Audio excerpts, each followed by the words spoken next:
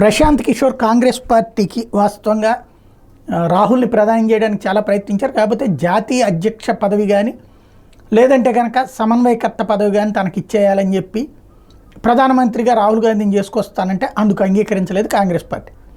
అయితే ఆ తర్వాత కాంగ్రెస్ని దెబ్బతీయడంలో తన వంతు పాత్ర తను పోషించారనా లేకపోతే నిజాలే మాట్లాడారనాలా ఏదైనా సరే ప్రశాంత్ కిషోర్ భారతీయ జనతా పార్టీ భారీగా ఘన విజయం సాధిస్తుందని చెప్పింది అయితే తేడా వచ్చింది. ఆంధ్రప్రదేశ్లో కరెక్ట్ అయింది కానీ దేశవ్యాప్తంగా లెక్కల్లో తేడా వచ్చింది. కానీ మోడీనే మూడోసారి ఎన్నికవ్వడం జరిగింది ఎన్డీఏగా. ఈ సందర్భంగా ప్రశాంత్ కిషోర్ కాంగ్రెస్ పార్టీకి చురకలు అంటించారు. దేశంలో 18% ముస్లింలు ఉన్నారు, కాంగ్రెస్ పార్టీకి వచ్చింది 21.96%.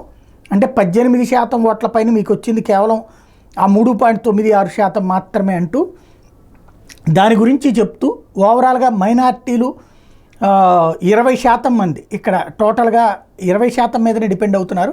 మీ ఓట్ బ్యాంక్ అక్కడే నిలబడిపోతుంది, మీరు మిగతా అందరి ప్రజల యొక్క మన్ననలు పొందలేకపోతున్నారు. This is the third worst performance of Congress in the history. ఇది ఇంత దారుణమైనటువంటి పెర్ఫార్మెన్స్ వరుసపెట్టి 3 సార్లు పరాజయమైనటువంటి పార్టీ ఇంకా సంబరాలు ఎలా చేసుకుంటుంది అని ప్రశ్నిస్తున్నారు.